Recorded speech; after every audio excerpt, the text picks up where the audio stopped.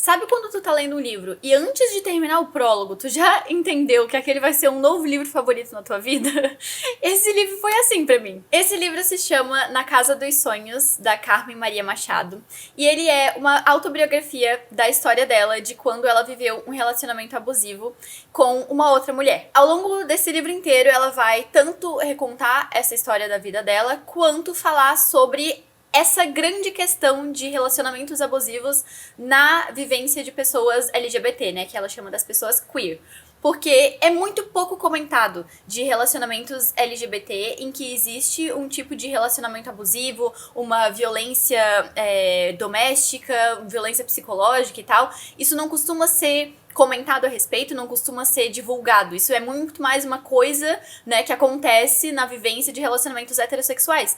Mas é óbvio que, assim, pessoas LGBT não são magicamente perfeitas e isso não acontece. Então, nesse livro ela vai falar sobre isso e falar sobre a importância de trazer isso à tona pra que outras pessoas se vejam nela e se vejam que, tipo assim, cara, tu não tá sozinha nisso, sabe? Até porque, assim, pessoas LGBT já são meio que ignoradas no geral. Nos últimos anos isso tá dando uma melhorada, mas principalmente quando a gente fala de relacionamentos abusivos, mesmo em relacionamentos hétero, sempre que te passa na tua cabeça assim, um relacionamento violento, é sempre visto como o homem é a pessoa que é violenta, que é abusiva contra a mulher, né? E daí se tu tem um relacionamento entre duas mulheres ou entre dois homens, fica aquela questão de tipo assim, tá, mas como é que vai acontecer um relacionamento abusivo se não tem um homem e uma mulher? Se é um negócio entre duas mulheres? Então quem que é o homem da relação? E daí vem essa montoeira de comentários e de pensamentos homofóbicos e que não é bem assim que funciona. A experiência de ler esse livro, ela é absurda, porque eu não cheguei nem no prólogo, eu não tinha terminado nem o prólogo desse livro e eu já tinha destacado um monte de coisa e eu já tava tipo assim, cara, se esse é o jeito que essa mulher escreve o prólogo do livro dela, o que eu vou falar sobre o restante do livro, sabe? Esse livro é perfeito, não tem mais o que dizer. E quando eu digo que esse livro já me pegou desde o prólogo, é porque a escrita da Carmen, ela é aquela escrita bonita, sabe? Aquela escrita meio poética, cheia de firulinhas, que eu particularmente amo. Mas não é só isso, tipo, ela também é uma escrita que ela usa muitas metáforas pra explicar o que ela quer falar, em vez de só chegar na lata já falando as coisas. Tem vários capítulos do livro que ela usa alguns exemplos diferentes de coisas, ela usa algumas técnicas narrativas pra mostrar o que ela quer falar de formas muito diferentonas e muito inteligentes que, tipo, cara, são estratégias de contar a história maravilhosas e que ela usa várias dessas ao longo do livro e não é só, assim, uma narrativa linear, sabe? E essas estruturas narrativas que ela vai usando faz com que tu leia esse livro de uma forma meio apreensiva, porque tu não sabe o que vai ter no próximo capítulo. Tu não sabe se no próximo capítulo vai ser uma cena bonitinha entre o casal, se vai ter alguma novidade, se vai ser uma coisa mais reflexiva, se vai ter uma grande briga, se elas vão terminar, se vai ser um negócio meio traumático. Tu não tem a menor ideia, tu não sabe o que esperar. E, inclusive, isso eu acho que é outra genialidade da escrita dela, porque é exatamente isso que é tu tá num relacionamento abusivo, né? Tipo, tu não sabe o que esperar, tu não sabe. Eu vou falar bom dia pra essa pessoa, essa pessoa já vai chegar com os dois pés no meu peito brigando comigo já 8 da manhã aqui, sabe? Ou talvez eu vou acordar 8 da manhã e vai ter tudo às mil maravilhas, tu não sabe. Dando um exemplo de outra estrutura narrativa que ela usa pra contar essa história, tem um capítulo que ela conta como se fosse aqueles livros-jogo, sabe? Aqueles livros que, tipo assim, acontece uma coisa e daí coloca, se você fosse beber água, você pula pra página tal. Se você fosse pegar uma panela, você pula pra página tal.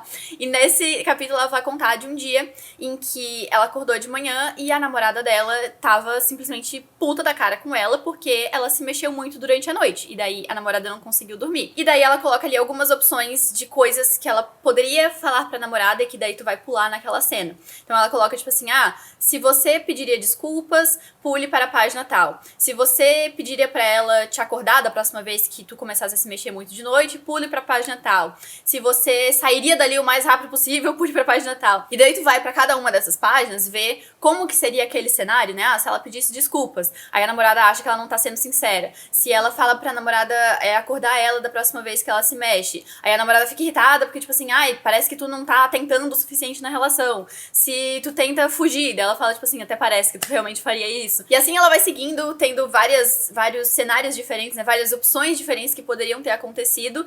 E ela vai mostrando que, tipo assim, isso é um labirinto, não tem opção certa, não tem a melhor opção, não tem o que tivesse pra tu escolher naquela situação que desse certo, porque qualquer um dos cenários acaba em tragédia, porque, enfim, né, relacionamento abusivo é desse jeito. E é isso que eu digo, que assim, o próprio livro em si, ele é estruturado pra tu meio que sentir que tu tá naquela situação, sabe? Não é simplesmente uma história que ela vai te contando, não é simplesmente, aconteceu isso, aconteceu aquilo, é difícil, tal.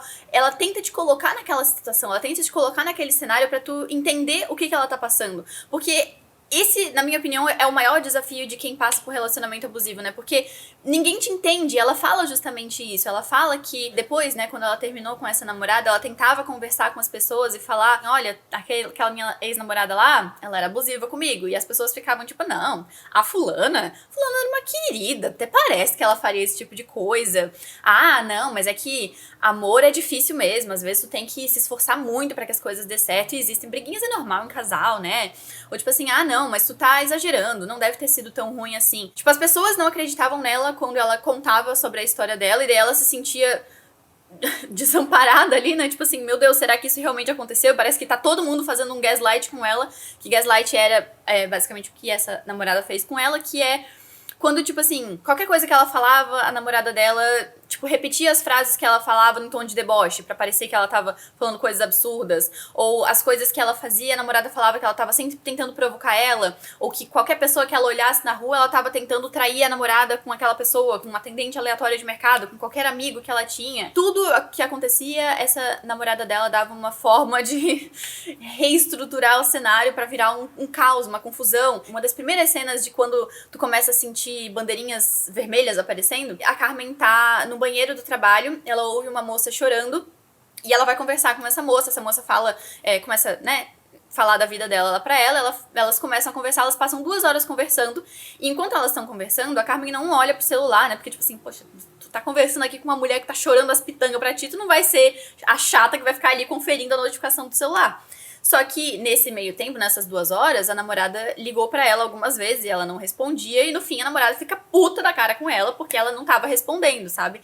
E mesmo ela falando, tipo assim, não, mas é que eu tava ajudando a moça ali, e a namorada conversa com ela de certa forma que ela sente que ela tava errada, tipo assim, não, eu fui uma pessoa absurda de estar conversando com essa menina aqui que tava chorando desesperada, tentando acalmar ela e não tava olhando as notificações. Tipo, tudo ela tira de contexto, ela faz parecer como se a Carmen fosse a pessoa que tivesse errada, que tivesse feito alguma coisa absurda, sendo que às vezes não fez nada, sabe? Tipo, ela se revirou na cama de noite. A própria Carmen fala que, tipo assim, a namorada nunca bateu nela, de tipo assim, nunca deu um soco na cara dela pra ficar roxo, nunca deu um tiro nela, nunca teve nada nesse sentido, que ela tivesse, tipo, sabe, uma prova concreta, tipo assim, não, olha aqui a foto do machucado que ela fez no meu braço. Não tem nada nesse sentido, então quando ela vai tentar falar pras pessoas, as pessoas não acreditam, porque, tipo, como é que tu vai acreditar? Como é que eu vou provar que essa minha namorada fez um abuso psicológico comigo, sendo que, sabe? Tipo, inclusive ela traz exemplos de casos de relacionamentos nesse sentido, que foram pra justiça, e que nem a justiça sabe o que fazer com isso, porque a justiça olha pra aquilo e fica, tipo, como é que tu vai provar esse tipo de coisa, sabe? É muito difícil, inclusive pros teus próprios amigos que não acreditam em ti. Porque é muito fácil a gente olhar pra esse tipo de situação e pensar assim, cara, mas se era tão ruim, por que tu continua namorando com essa pessoa por tantos anos? Por que tu não saiu dali? Por que tu não falou nada? Por que, sabe? Por que tu não fez alguma coisa? E a Carmen vai meio que justificando isso ao longo do livro. Tem, tipo, a minha frase favorita do livro é ela falando sobre voltar no tempo, né? Sobre, tipo assim, se ela pudesse voltar no tempo e falar com essa versão dela ali do passado, que tava vivenciando tudo isso, será que ela conseguiria convencer ela a sair desse relacionamento, a fazer alguma coisa diferente? E ela fala que provavelmente não, que a gente gosta de acreditar nisso, né? Tipo assim, cara, eu vivo pensando, né? Se eu voltasse no tempo eu faria tudo diferente. Só que ela fala que, cara, os amigos dela, que estavam preocupados com ela, que queriam o bem dela, que falavam pra ela sair dali, ela não acreditava nessas pessoas, por que raios ela acreditaria numa versão do futuro dela, sabe? Ou até, talvez, ela até acreditaria, faria alguma coisinha pequenininha, mas que não ia mudar tanto assim as coisas, porque ela queria estar ali naquele momento. E no meio disso tudo, ela vai usando analogias pra exemplificar quão difícil isso era. Tipo, tem uma que ela fala que, assim, tinha uma época que ela tava cuidando de uma cachorrinha dos pais dela, e essa cachorrinha, teve um dia que ela deixou a porta da casa aberta e a cachorra não fugiu, que era uma cachorra, enfim, muito dócil e tal, e ela não fugiu de casa. E ela fala que assim, cara, a cachorra podia ter fugido, a porta tava aberta, não tinha nada impedindo ela de fugir, mas a cachorra nem considerou que essa era uma opção, e ela fala meio que no sentido de que, cara, essa era ela, sabe, naquele relacionamento. A porta tava aberta, não tinha nada prendendo ela naquele relacionamento, não tinha ninguém apontando uma arma pra cabeça dela e falando, não, tu tem que continuar namorando com essa pessoa aqui. Tem um capítulo em que ela fala que, tipo assim, ela queria, inclusive, ser atropelada por um ônibus pra sair daquela situação, mas ela não considerava ir embora, ela não considerava terminar o relacionamento, porque aquilo nem passava pela cabeça dela. Até porque a Carmen comenta que ela sempre teve muita dificuldade porque ela era uma mulher gorda e ela tinha muita autoestima muito baixa e ela via como, tipo assim, nossa, mas se essa mulher gosta de mim, mesmo eu sendo gorda, tipo, apesar de eu ser gorda, apesar de todos os meus listas aqui de defeitos, então é porque ela é uma pessoa muito boa, então é porque eu tenho que continuar com ela, porque ninguém nunca mais vai gostar de mim dessa forma, porque ninguém nunca mais vai passar por cima de todos esses meus defeitos e problemas, não sei o quê, que inclusive essa namorada dela meio que cutucava e fortalecia essa ideia na cabeça dela, né? E ao longo do livro inteiro, né, tipo, conforme ela vai contando a história dela, ela vai trazendo esses exemplos de outros casos de pessoas LGBT que estavam em relacionamentos abusivos, violentos e de abuso psicológico, enfim.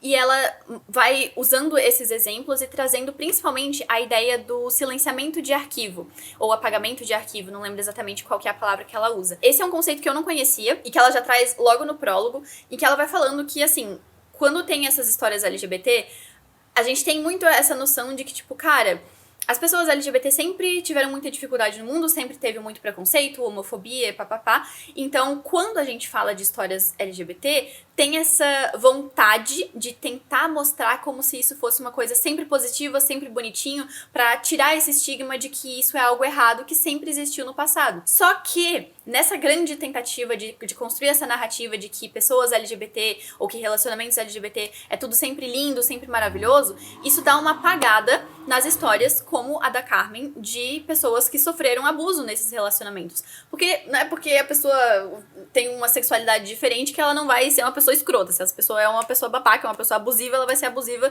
em qualquer tipo de relacionamento que ela estiver. Tanto é que já antes de começar o livro, ela traz uma citação que fala assim, que se você fizer silêncio sobre a sua dor, eles vão te matar e ainda dizer que você gostou. E essa é a melhor frase que representa esse livro inteiro, tipo assim, a ideia por trás desse livro todo, porque essas histórias não são contadas. E ela vai discutindo muito sobre essa questão do silenciamento do arquivo, porque isso é basicamente tu escolher partes da história que são importantes, que são relevantes, que valem a pena contar, e tu escolher partes da história que, tipo assim, não, esse pedacinho aqui a gente vai ignorar, isso aqui a gente não vai comentar, porque não se encaixa com a narrativa que a gente quer contar, de que pessoas LGBT são sempre perfeitas, maravilhosas, e que a gente tem que falar só o bem e o melhor daqui, porque essas pessoas já sofreram muito no passado, e, tipo, é claro que é importante a gente trazer histórias felizes de pessoas LGBT, tipo assim, cara, parece que a maioria das histórias LGBT que eu leio, pelo menos, são aquelas depressivas, que estão sempre sofrendo de homofobia e tristes, e, tipo, é um alívio quando a gente lê as histórias bonitinhas,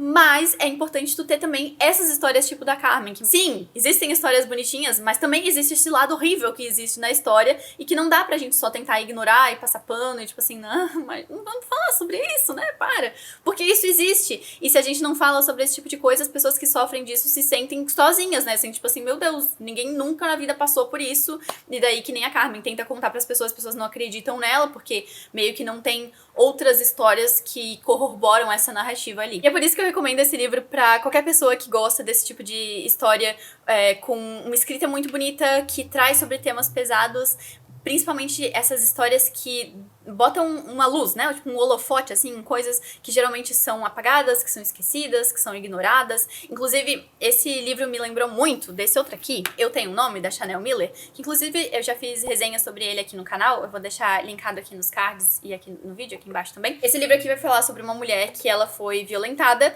e ela, no fim das contas, né, o cara que violentou ela ficou apenas 6 meses na prisão, né, porque senão, ai, coitado, vai estragar a vida dele. E daí aqui ela vai contando sobre a história dela, sobre como a vida dela era normal antes disso ter acontecido e como isso chacoalhou totalmente a ideia de tudo que ela acreditava no mundo. O ponto principal dela ter escrito esse livro é mesmo para as pessoas verem essas coisas, sabe? Porque é tudo muito tabu, ninguém fala sobre isso, tem que sempre, né, falar assim escondido, cochichando. Então ela fez esse livro mesmo para as pessoas que já passaram por isso conseguirem se sentir representadas e se identificar. E eu acho que essas histórias são muito fortes, elas são muito difíceis de ler, mas elas são importantíssimas, mesmo se tu nunca passou por isso, porque, tipo, eu nunca passei por esse tipo de situação, mas ajuda demais a tu sentir empatia por essas pessoas e tu entender. Na verdade, eu não vou dizer entender, porque eu acho que tu só consegue entender esse tipo de coisa de verdade se tu passa por isso, mas pelo menos tu consegue visualizar o que a pessoa passou e, tipo, ouvir ela e ter um pouco mais de empatia quando tu vê alguém nessa situação e tu fala, tipo, cara, tá, eu sei que a pessoa não tá mentindo, ela não tá inventando, ela não tá sendo dramática, ela não tá, enfim, né, essas coisas que o povo inventa por aí. Por mais que eu gostaria de passar horas aqui falando sobre esse livro, eu vou finalizar o vídeo por aqui. Se tu gosta de ler, se tu gosta de fofocar sobre livros, se tu gosta de fofocar sobre todo esse universo da literatura, se inscreve aqui no canal. Eu faço vídeos falando sobre livros toda semana e eu vejo vocês no próximo. Eu juro que nem todo vídeo é falando sobre livro deprimente, apesar de eu gostar bastante desse tipo de história. Mas tem vídeo que eu falo sobre coisa feliz também, prometo.